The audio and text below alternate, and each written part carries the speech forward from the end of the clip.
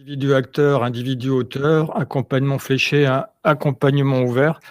On a voulu au niveau de l'association en fait, réfléchir collectivement sur, ce que c'est un individu, acteur, tel que les différents textes en fait nous le proposent depuis maintenant quelques années. On n'arrête pas de nous parler d'individu acteur et donc c'était de construire avec vous une réflexion qui ne soit pas simplement de l'information descendante, mais ce qui fait l'originalité de l'association et de la FREF, c'est d'avoir ce temps de recul, ce pas de côté, comme j'aime à dire, qui permet aussi de se poser des questions à la fois sur une situation générale, mais aussi de s'interroger sur nos pratiques, nos métiers et comment on les met en œuvre quand on est chargé, notamment d'accompagnement. J'aurai le plaisir d'avoir deux intervenants à mes côtés. Faten Sali, qui est directrice CEP, CIBC Bourgogne-Franche-Comté, et Stéphane Masse, qui est le directeur transition en pro Île-de-France. Et on verra que ces deux instances ont un rôle majeur. Ce sont des interfaces entre les différents acteurs. Et pour nous, c'est quelque chose de fondamental de voir comment ça fonctionne, en les questionnant aussi sur leurs pratiques et de voir quelles réflexions eux mettent en place pour bien accompagner les personnes. Peut-être avant de débuter, de vous présenter l'association, la FREF. C'est une association qui existe depuis 1961 et qui milite en fait pour que le système soit pensé et organisé en vue de l'autonomie, de l'émancipation des personnes au plan professionnel et personnel. Et ça, j'insiste lourdement sous cet aspect-là, parce que si on regarde l'évolution du système d'information professionnelle depuis quelques années, et notamment quasiment depuis 2003-2004, on est passé en fait d'un système de la formation qui était inscrit dans le cadre de ce qu'on appelait l'éducation permanente, à un système aujourd'hui qui est de la formation professionnelle tout au long de la vie, alors que l'accord de 2003 des partenaires sociaux parlait de formation tout au long de la vie professionnelle, ce qui n'est pas la même chose. Et quand on parle de professionnel et de personnel, on parle bien évidemment du salarié d'un côté, des personnes qui travaillent, mais de l'autre côté, il ne faut pas oublier que chacun d'entre nous est aussi un citoyen et que la formation doit contribuer à l'émancipation à la fois du professionnel et de l'individu citoyen. Donc les différentes modalités pour apprendre, c'est tout ce qu'on essaie de regarder ensemble avec un objectif développement, donc développement personnel, inclusion sociale et développement des compétences professionnelles. Ça, c'est ce pourquoi l'association milite. Alors j'aime introduire ou conclure mes propos toujours par une référence à Condorcet. C'était un marquis qui, en 1792, a écrit un rapport sur l'instruction publique. Et dans ce rapport, il disait « Offrir à tous les individus de l'espèce humaine les moyens de pourvoir à leurs besoins, d'assurer leur bien-être, de connaître et d'exercer leurs droits, d'entendre et de remplir leurs devoirs. » Donc ça, c'est l'objectif de l'instruction publique. Et il rajoutait, ce cher marquis de Condorcet, alors avec tous les boutons que j'ai à ma disposition, j'oublie toujours que cette phrase qui pour moi est une phrase centrale et qui dans tout le débat qu'on va avoir derrière va être au centre de nos réflexions, il disait « Tant qu'il y aura des hommes qui n'obéiront pas à la raison seule, qui recevront leur opinion d'une opinion étrangère en vain, toutes les chaînes auront été brisées. Le genre humain n'en resterait pas moins partagé en deux classes, celle des hommes qui raisonnent et celle des hommes qui croient, celle des maîtres et celle des esclaves. » Pourquoi pour moi, cette phrase, elle est extrêmement importante et c'est pour ça une des raisons pourquoi on a fait cette matinée quand on parle d'individu acteur et d'individu auteur. Quand on parle d'individu acteur, est-ce que cet individu acteur est inscrit dans un cadre où on lui demande simplement de croire à ce que les autres vont lui dire et où d'autres voudront, entre guillemets, son bonheur pour lui? Ou est-ce qu'à un moment donné, tous les moyens mis à disposition de l'individu sont des moyens dont il pourra se servir lui-même dans le cadre d'une autonomie accompagnée? Et cette autonomie accompagnée ferait de lui un auteur de son parcours, certes accompagné, mais pas un acteur qui serait, lui, inscrit en fait dans un système déterminé et à qui on demanderait de jouer un rôle sous l'autorité d'un metteur en scène. Vous avez vu, c'est ce que j'avais écrit comme définition du mot acteur dans le petit pitch là, qui présentait ce webinaire. Je suis bien conscient, et d'aucuns d'entre vous n'hésiteront pas à le dire, qu'il y a d'autres définitions du mot acteur. J'ai choisi à dessein cette définition-là, parce que quand on regarde l'ensemble des textes tels qu'ils ont été mis en place aujourd'hui dans la loi de 2018, moi je m'interroge quand même sur l'autonomie d'un individu dans ses propres choix. On viendra sans doute à travers la transition professionnelle et à travers Transco qui est mis en place, de voir quelle est la place et l'autonomie, je me répète, d'une personne dans le choix de son propre parcours professionnel et citoyen. Alors, ce que je vous propose en termes d'introduction, en fait, c'est d'utiliser les textes officiels. Et à travers les textes officiels, vous verrez que j'ai fait des choix de couleurs sur certaines diapositives, des choses apparaîtront en bleu. Et les choses qui apparaîtront en bleu sont celles finalement qui vont nous permettre de structurer notre débat ensuite avec Stéphane et avec Faten pour rentrer dans comment dire, de voir un peu quelles sont les choses trappes du système tel qu'il existe aujourd'hui, ses avantages aussi, sa valeur ajoutée, et comment ceux qui sont en charge d'accompagner les personnes dans le cadre d'un projet personnel et professionnel sont aussi en capacité de prendre du recul par rapport à leur monde à eux et de rentrer dans une situation où leur accompagnement ne se fasse pas dans un cadre contraint, mais dans un cadre qui puisse à chacun de trouver émancipation et réussite. Je veux absolument toujours appuyer sur mon ordinateur.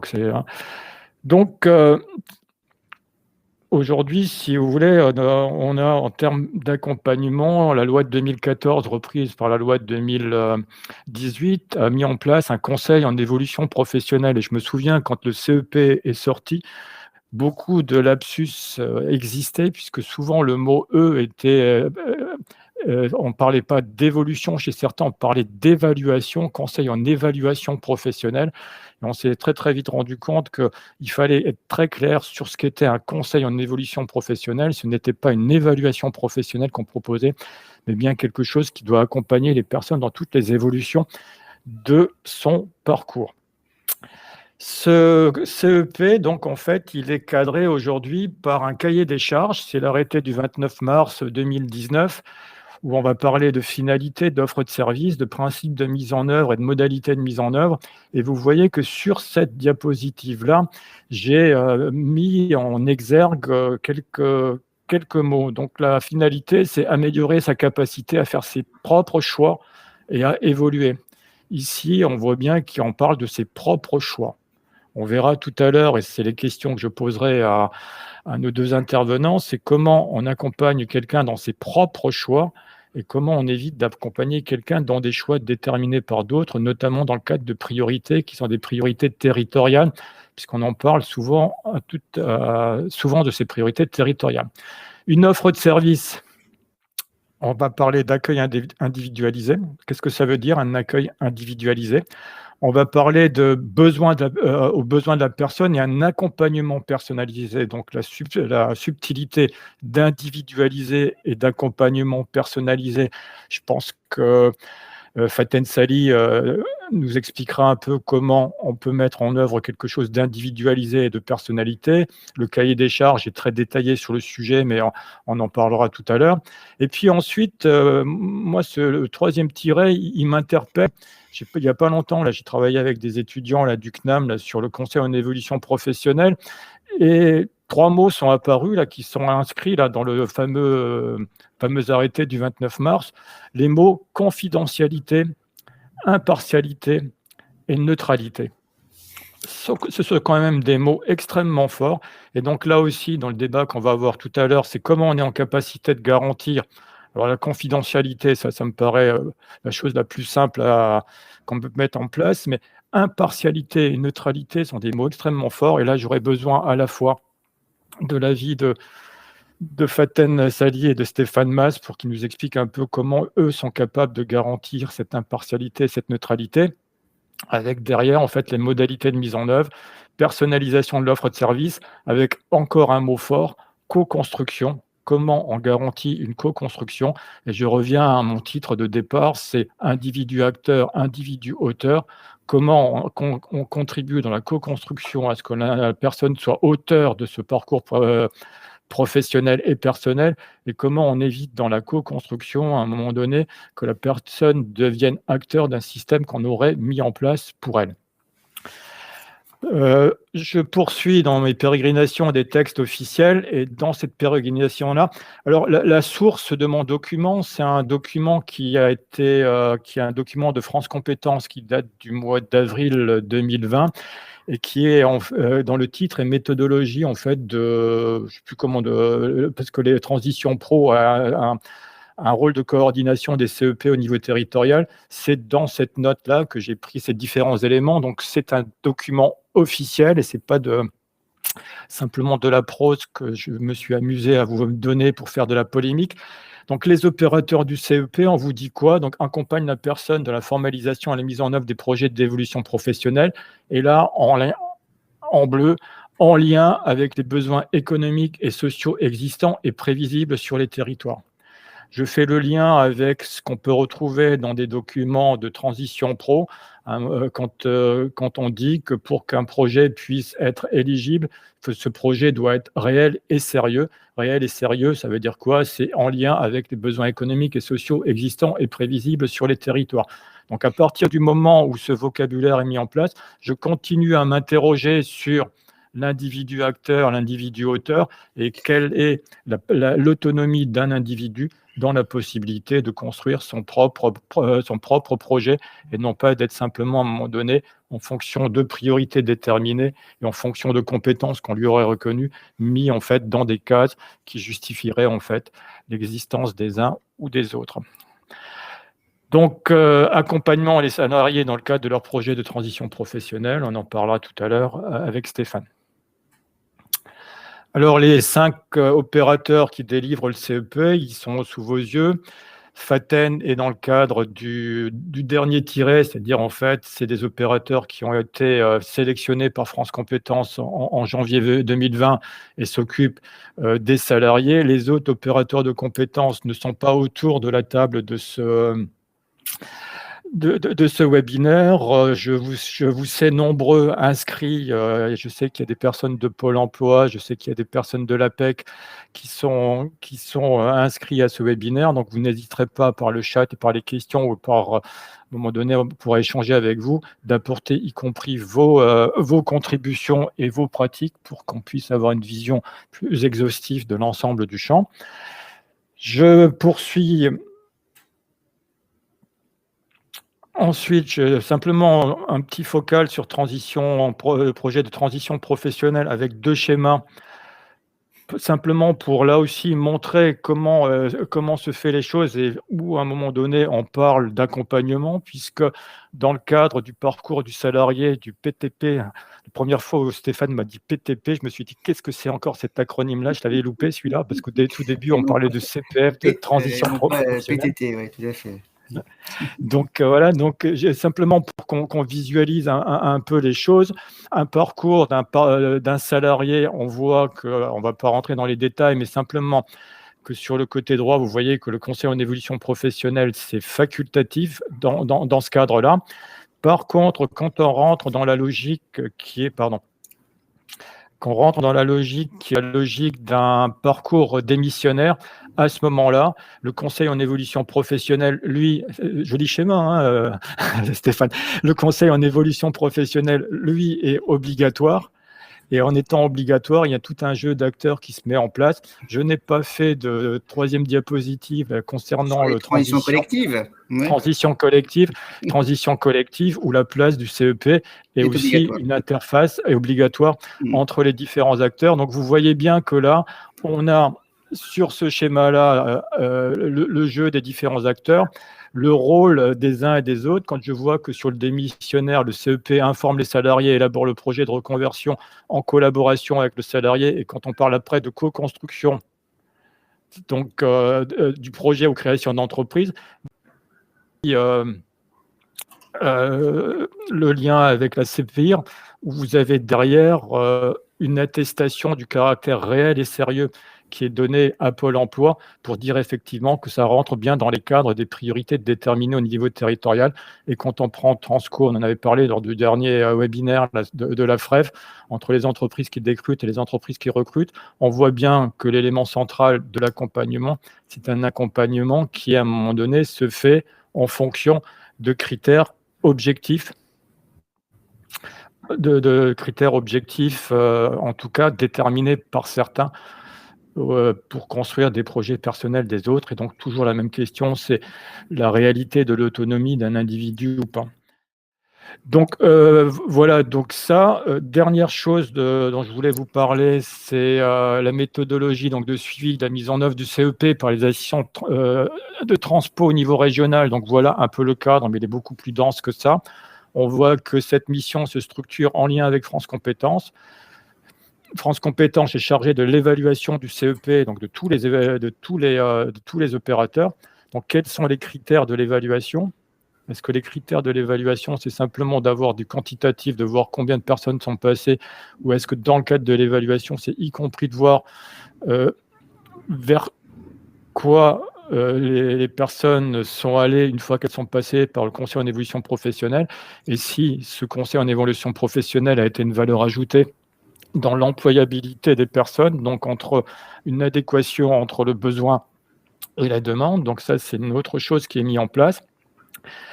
Donc la méthodologie, c'est France Compétences, et on voit bien que le rôle en fait de Transition Pro est important, puisque Transition Pro, au moins une fois par an, doit présenter en fait tout son travail dans le cadre d'une réunion du CREFOP, donc de tous les acteurs au niveau territorial, qui sont de l'emploi et de la formation. Donc voilà un peu cadrer les différents éléments là, pour que on sache de quoi on parle. Avec, vous avez bien compris que dans tout ce que j'ai dit se pose un certain nombre de questions. Et finalement, Stéphane et Faten, ou peut-être Faten en premier ou Stéphane en premier, c'est vous qui décidez, c'est liberté de choisir son avenir professionnel, oui, mais comment?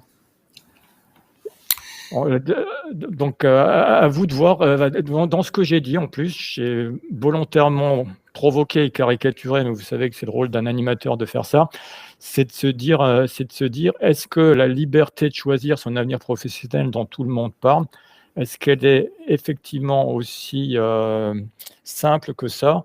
Et est-ce qu'il y a une liberté sans autonomie? Merci René pour ton introduction et bonjour à toutes et à tous. Quelques mots, donc justement là aussi, moi de mon côté, pour repositionner nos échanges. Cette liberté de choisir son avenir professionnel, vous avez compris que les salariés ont tout intérêt déjà à s'emparer des droits qui sont à leur disposition, et on en parlera tout à l'heure. Je veux juste rappeler quelques éléments d'ordre économique. 10 à 15% des emplois donc risquent de disparaître sous l'impulsion du numérique et de la transformation numérique. C'est quand même la deuxième grande révolution après les 30 glorieuses qui vont amener à une redéfinition quand même d'un certain nombre d'éléments d'ordre économique et sectoriel. Vous n'êtes pas sans savoir que 50% des métiers donc vont être profondément là aussi transformés donc on dit que 85% des métiers qui vont se créer d'ici 2030 n'existent pas. Donc la compétence est vraiment au centre, à mon avis, des grands enjeux qui nous attendent, et encore plus accélérés sous l'impulsion du Covid. On reprend donc un baromètre de nos amis de Centre Info, le dernier baromètre. René, je tiens à te rassurer. 67% des salariés considèrent qu'ils sont suffisamment acteurs de leur formation professionnelle. Alors, acteurs-auteurs, on en reparlera. Alors, dans cet environnement, on a bien deux acteurs que tu as évoqués. L'acteur de l'entreprise. Et puis, donc, c'est comme dans un couple, il y a le salarié. Alors, l'entreprise, elle a un rôle. Elle a un rôle, et la loi définit en effet donc ses obligations, c'est quand même l'adaptation des salariés à leur poste de travail. C'est un élément d'ordre important, et il va veiller aussi, donc cet acteur-là, également au maintien de la capacité à occuper un emploi, je le rappelle, je tiens à le rappeler. Et la grande question derrière tout cela, c'est est-ce que cette employabilité interne, elle est gage d'employabilité dite externe? Et c'est là où, quelquefois, en effet, donc, il n'y a pas forcément adéquation entre l'employabilité interne du salarié et l'employabilité externe de ce même salarié, même si l'entreprise, qui est tenue, là encore, à donc s'orienter vers des objectifs dits stratégiques et adapter la formation et l'accompagnement en lien avec ces objectifs stratégiques, et de plus en plus dans une dimension aujourd'hui sociétale et une dimension de performance plus globale. Et en cela, la loi que tu as évoquée, qui est la loi de 2018, que tu connais très bien, puisque tu as été l'un des acteurs, cette loi-là, elle définit quand même deux droits, deux dispositifs portés par le salarié qui visent à rendre le salarié plus autonome. Le premier, c'est quand même le compte personnel formation. Et ce compte personnel formation, il est opposable, disons-le, donc à l'employeur. Ça veut dire qu'il peut être mobilisé à la liberté et à la main du salarié. Et c'est un droit donc qui, je dirais, est portable. Le deuxième, c'est celui, en fin de compte, du PTP, ce que tu évoquais tout à l'heure, le projet de transition professionnelle. De la même manière, l'employeur ne peut pas s'opposer à une demande de projet de transition professionnelle. Il peut demander un report, mais pas s'opposer. Donc, on voit bien là que cette loi, elle vise à rendre plus autonome le salarié dans ses choix. La question étant du comment et les risques de la désintermédiation, en fin de compte, parce que la question, elle va être, à mon avis, aussi posée là. Elle peut être facteur, potentiellement, de discrimination. Je m'en explique. Vous prenez aujourd'hui donc un ouvrier, 18% des ouvriers donc formalisent leurs besoins de formation, contre 50% des cadres. Ça pose question entre le besoin en formation, la formalisation de ce besoin-là et le passage à l'acte. Eh bien, on voit bien le risque, en effet, de discrimination entre les différentes parties prenantes. Et c'est là où, à mon avis, se pose la question de la réintermédiation et du conseil en évolution professionnelle, notamment, et des transitions pro, qui doivent justement apporter cette capacité à accompagner, et on verra notamment tout à l'heure ce qu'on attend par accompagnement du salarié libre et acteur, on a bien compris, de son avenir professionnel, pour lui donner justement les moyens, et on verra ce qu'on entend par moyens, de pouvoir donc passer, je dirais, du souhait, de l'intention, donc justement à l'action. Et je crois que c'est un élément important. Et dans ce cadre-là, on voit bien, notamment toujours dans le comment, ce qui doit permettre donc de pouvoir actionner ce droit-là, cette liberté de choisir son avenir professionnel, c'est aussi l'accès à l'information. Et l'accès à l'information est pour moi un élément donc essentiel, surtout dans la société qui est la nôtre de fake news, surtout dans la société qui est la nôtre d'info-obésité. Et on voit bien que les acteurs que nous sommes, donc, sont des acteurs qui doivent permettre de donner l'accès à l'information. Et là encore, il peut y avoir sinon une discrimination entre acteurs autonomes capables de pouvoir accéder à l'information, l'analyser, la décortiquer, la structurer et l'organiser. Celui qui a la possibilité, qui a la capacité, et celui qui l'a moins. Et on le voit d'ailleurs, si je puis me permettre dans le comment, avec ces fameuses listes. Lorsque donc Transition Pro, Île-de-France, sur le plan régional, constitue des listes donc en lien avec les besoins du territoire. Tu parles de liste de métiers, là. Pardon ? Tu parles de liste de métiers ? Je parle des fameuses listes de métiers, tout à fait. Les listes de métiers en lien avec les besoins du territoire, les listes de métiers porteurs, c'est aussi un moyen d'informer donc les salariés, acteurs libres de leur choix, d'informer les salariés sur donc des métiers porteurs, donc de leur donner de l'information qui a été analysée, organisée, structurée, vérifiée. Et je crois que c'est aussi un élément qui permet donc aux salariés de pouvoir prendre des décisions en qualité de salariés et citoyens donc éclairés. Voilà pour les premières informations de mon côté que je souhaitais mettre à votre disposition dans l'échange qui va être le nôtre. Merci Stéphane. J'ai bien compris que tu portais de l'entreprise. On a aussi dans la présentation que tu avais faite, en fait, la responsabilité de l'employeur, tout ce qu'on appelle la responsabilité sociale de l'employeur. Mais on voit bien aussi qu'un individu, quand on l'inscrit dans l'entreprise, s'inscrit dans un cadre de lien de subordination, puisqu'il y a le contrat de travail, et donc avec une autonomie qui dépend aussi, à un moment donné, des choix faits de l'employeur dans le cadre de la stratégie qui est la sienne.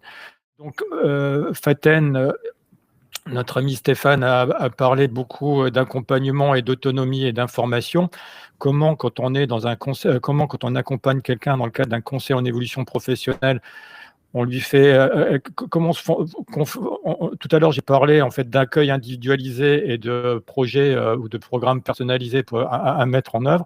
Comment on est en capacité à assurer une information neutre, impartiale, et comment on garantit l'autonomie? Merci, bonjour à tous. Merci Stéphane pour ces éléments d'introduction qui effectivement resituent bien les contextes. Je voulais seulement revenir sur quelques points. Le titre, l'intitulé, je disais, il est important de revenir sur l'intitulé de cette loi à venir qui a du sens, de la liberté de choisir son avenir professionnel. Et effectivement, les mots sont importants. Le principe de liberté, le principe de choix et l'avenir professionnel. Ce sont les mots-clés que je retiendrai. Alors, pourquoi je les retiens? Mais je vais le dire un peu différemment de Stéphane, mais ça va rejoindre ce qui a été évoqué. La notion, le principe de liberté va renvoyer effectivement à un processus d'engagement, c'est-à-dire dans quelle mesure, effectivement, j'y vais ou je n'y vais pas. Il ne suffit pas seulement de savoir agir ou de vouloir agir, ça pose aussi la question du pouvoir agir. De pouvoir agir dans le sens où quels sont les moyens que je me donne et est-ce que je m'autorise à y aller. Donc, c'est bien le principe même de liberté. Est-ce que je m'autorise à engager un changement d'évolution professionnelle? La question du choix renvoie, selon moi, aux principes décisionnels. Ces principes décisionnels, ils sont fondamentaux dans le cadre de l'accompagnement. C'est-à-dire qu'il y a bien évidemment, et on l'a tous, une représentation très subjective aussi des situations. Et à la fois, elles méritent d'être confrontées à des éléments plus factuels, à des éléments plus objectivés et objectivables pour pouvoir décider et assurer ce dont on parle aujourd'hui, c'est-à-dire d'un choix éclairé. Il va être éclairé justement par toute la démarche d'accompagnement et tout le processus d'appui que mettra en œuvre le conseil en évolution. Et puis, la dernière terminologie que je retiendrai, c'est bien celle d'avenir professionnel. La loi Avenir donc resitue effectivement l'enjeu que nous a rappelé Stéphane, c'est-à-dire que cette réforme s'inscrit dans la continuité des différentes lois qui ont précédé, notamment celle du 5 mars 2014. Donc, la loi à venir du 5 septembre 2018 ne vient que renforcer la logique qu'il faut préparer tous ensemble l'ensemble de la société, des individus, des salariés, et pas que, à transformer les compétences, parce que les emplois se transforment profondément. Et c'est comment, effectivement, tous ensemble, nous bâtissons une société de la compétence, mais on a bien conscience que les choix liés aux avenirs professionnels ne se font pas indépendamment aussi de réalités personnelles, c'est-à-dire que la notion de situation personnelle de l'individu, dans sa singularité, doit être prise en compte pour assurer aussi des choix professionnels. C'est toute la dimension d'ensemblier du conseil en évolution professionnelle. Donc, pour résumer, peut-être pour être plus synthétique, poser la question de la liberté de choisir son avenir professionnel, ça renvoie à la question de la posture du conseiller, bien évidemment, c'est quelle posture, et l'arrêté effectivement du conseil, enfin qui décrit le cahier des charges du conseil en évolution professionnelle, donc du 29 mars 2019, réintroduit bien la question de la posture de conseil, de professionnalisation d'ailleurs, des professionnels. Ça pose la question effectivement des processus d'engagement, des processus décisionnels qui appartiennent à la personne. Et on va peut-être en parler un peu plus loin. Ça pose la question de l'individu acteur ou auteur, effectivement, de son avenir professionnel. Et ça pose effectivement toutes les questions que nous a introduites Stéphane, c'est-à-dire comment on engage un processus d'écoute dans le cadre de l'accompagnement, quel processus de médiation de l'information pour que cette information soit lisible, compréhensible, qu'elle soit appropriée par les uns et les autres et que chacun en fasse sienne cette information pour pouvoir prendre effectivement des décisions et aller un peu plus loin, pas à pas avancer dans son cheminement. Et puis, bien entendu, il ne faut pas oublier, pas occulter le fait que tout ceci, toutes ces réflexions, elles sont conduites dans un contexte, dans des situations, dans un principe de réalité que nous connaissons tous. La situation Covid n'a fait que renforcer ce principe de réalité qui est l'accélération de la transformation des métiers, des secteurs professionnels, avec des métiers émergents que l'on voit apparaître, des métiers porteurs qui étaient déjà identifiés et qui le sont toujours. Donc, il faut effectivement se pencher sur ces questions d'employabilité. Ça ne se fait pas indépendamment aussi d'un contexte dans lequel chacun s'inscrit et on répond effectivement aux règles du jeu, mais on en parlerait bien plus tard, peut-être, concernant les différents dispositifs de financement de la formation, le projet de transition professionnelle, la démission reconversion, bientôt transition collective, pose les règles du jeu et c'est comment je m'empare de tout ceci, comment j'agis en tenant compte aussi de mes propres choix, de ma situation. En attendant que Sophie se connecte, moi, merci Stéphane et merci Faten pour cette introduction là, et ce positionnement. Et j'ai vu que dans c'est Jacques Faubert là, qui parle de choix éclairés. Et donc, dans tout ce qui vient d'être dit, manifestement, l'objectif et la posture qu'ont l'ensemble de ceux qui accompagnent les personnes, c'est de les accompagner dans un choix éclairé. Dans ce que j'entends aussi, dans ce que vous avez dit, et l'un et l'autre, on est quand même dans un cadre qui est un cadre déterminé et pas un cadre totalement ouvert, puisque tout à l'heure, quand Stéphane parlait de liste de métiers, la liste des métiers, effectivement, n'est pas ce vers quoi forcément il faut aller, mais c'est quand même une indication à un moment donné d'accompagnement.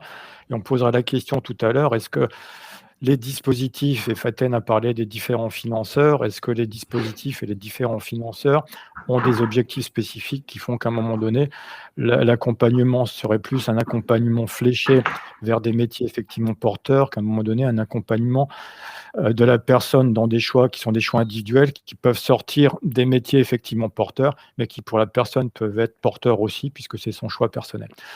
Bonjour Sophie. Bonjour, enchantée. Bon, je me présente, alors Sophie Clamens, je suis pas officiellement, mais à partir du 8 avril, déléguée générale de la Fédération nationale des CIBC. Et donc je me permets de prendre la parole pour compléter les propos de Faten, qui pose bien les missions que les CIBC, à travers l'offre de services CEP, nous remplissons depuis déjà plus d'1 an. Moi, j'avais envie de rebondir par rapport aux propos en introduction que vous avez tenus, René Barkowski, parce que je trouve ça intéressant, ça dépasse même le cadre du CEP, et on tombe presque sur des questions philosophiques, mais qui sont importantes, et qui rejaillissent quand même, Faten en a bien parlé, sur notre métier. D'abord, la question de la contrainte. Donc, c'est un peu provocateur, vos questions, mais elles sont intéressantes. La contrainte, alors auteur, acteur ou auteur, l'individu dans sa vie, on tombe presque sur des questions philosophiques, a des contraintes du début jusqu'à la fin de sa vie, qu'elles soient professionnelles ou personnelles.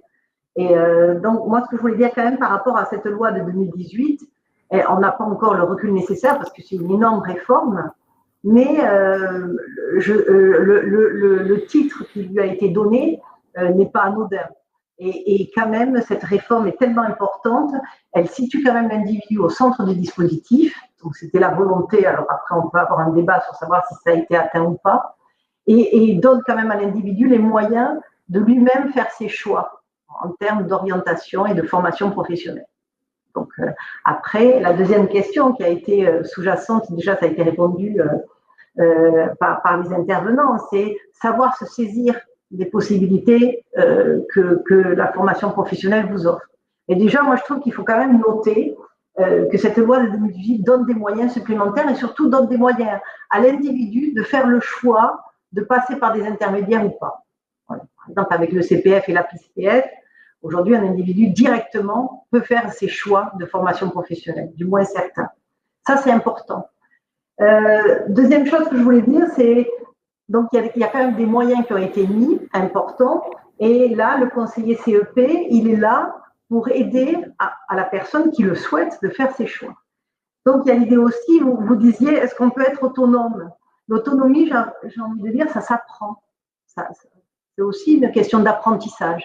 Et c'est aussi notre mission, à travers ce que Faten a présenté, c'est aussi notre mission d'apprendre à l'individu à faire ses choix et à devenir autonome tout le long de son parcours professionnel. Donc ça, c'est un élément important.